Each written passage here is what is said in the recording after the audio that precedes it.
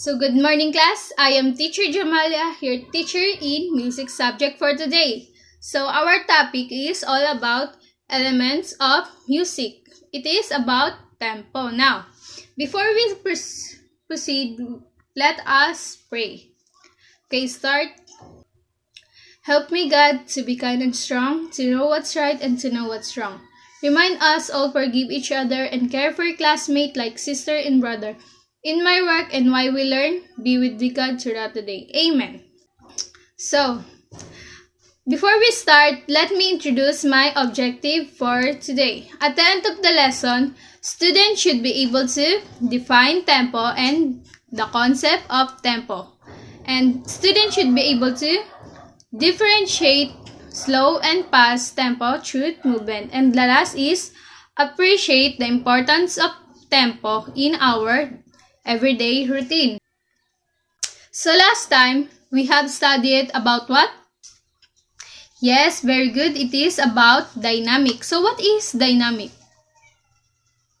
Very good. It is about the loudness and softness of music. Now, we will going to sing a song. So, ano ang title na nababasa nyo dito? Very good, kids. It is Twinkle, Twinkle, Little Star. So, this is the lyrics. Twinkle, twinkle, little star, how I wonder what you are. Up above the world so high, like a diamond in the sky. Twinkle, twinkle, little star, how I wonder what you are. Okay, sasabayan nyo ngayon ang kantang ito. Music song. Twinkle, twinkle, little star, how I wonder what you are. Up above the world so high, like a diamond in the sky. Twinkle, twinkle, little star, how I wonder what you are.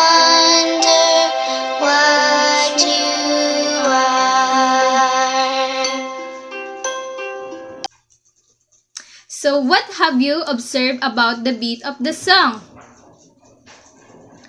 Anyone? Yes, it is a slow. Now, do you have an idea of our lesson for today? Yes, Patrick. Very good. It is a tempo. Repeat after me. Tempo. So, what is tempo? Tempo is the speed of music or song. And speed is, it can be slow and fast. Now, we will go into identify the movement of this animal.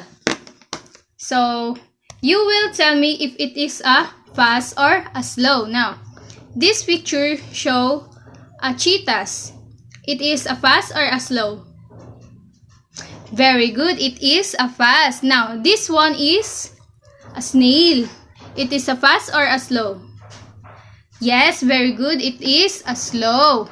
Now, this one is very good. It is a turtle. His movement is very good. It is a slow. Now, this one is Águila. So, the speed of her flight is very good. It is a fast. And this is a, yes, it is a sloth. And what is the movement of sloth? It is a fast or a slow? Very good. It is a slow. Now, this one is very good. It is a zebra. Now, what movement produced that zebra? It is a fast or slow? Very good. It is a fast. So, what is tempo again? Yes, very good. It is a speed of a music or sound. And it can be a slow or a fast. Now, Since you already know what is tempo, we will go into sing a song again. Are you ready? Okay, very good. Now, I will play it and we will go into sing it. Tong tong tong tong, Pakitong, kitong, alimango. sasabayan niyo mga bata Malaki at masarap, mahirap mahuli sapagkat nangangagat. Tang tang tang tang, pakatang katang, alamanga sa dagat.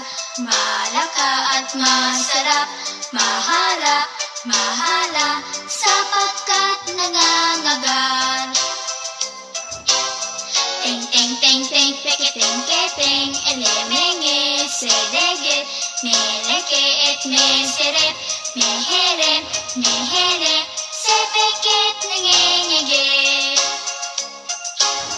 Ting ting ting ting, pikiting kiting, ilimingi sidigit, piling kiit misirip, mihirip, hihiring, sipikit nengengege. Tong tong tong, pokotong kotong, alomongo, sodogot, moloko at mosorok, mohorok, moholong, sopokot, nangongogot. Last. Tong tong tong, pokotong kotong, alomongo, sodogot, moloko at mosorok, mohorok, moholong, sopokot, nangongogot. Again, sing again. Tong tong tong tong, pakitong kitong, alimango sa dagat. Malaki at masarap, mahirap mahuli sapagkat nangangagat. So this song is about Filipino folk song titled of Pakitong Kitong. It describes about a crab that extremely hard to catch because of sharping pinner, yung mga galamay niya. Okay. So, now, what have you observed about its tempo? Very good. It is, nagsisimula siya sa slow hanggang sa pabilis ng pabilis. Very good, kids. Now, so we will go into activity. Foot check if the animal's movement is fast and X is if animal's movement is slow. Now, I will give you 10 seconds to answer it now. Are you done, kids? Okay, let's check your answer now. Is the snail fast or a slow? Yes, it is a slow. This should be X. And the tiger is very good, kids. It is a fast. This should be check. And the snake is very good. The tempo of snake is fast. This should be check. Now, the rabbit is very good again. It is a check. Now, the elephant's movement is very good. It is slow. This should be X. Now, what about the horse? Yes, very good, kids. It is a fast. Now, it turtles fast or a slow? Very good, kids. It is a slow. This should be X. Now, what about the last one? Very good, kids. It is a X because of star is slow movement. Now,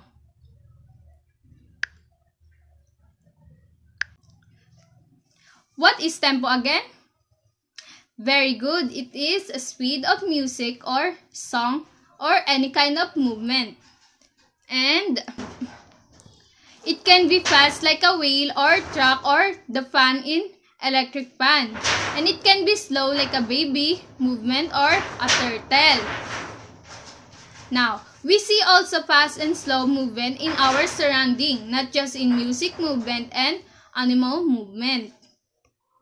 So, I will give you an assignment. So, in this picture, you will go into circle the object or animal. You will see if it is a fast. And you will go into square it if it show slow motion. Now, are we clear, class? Is there anyone question? None so far. Very good. Now, I will end the lesson for today. Goodbye, class. Goodbye. See you tomorrow. Don't forget your assignment. Bye-bye.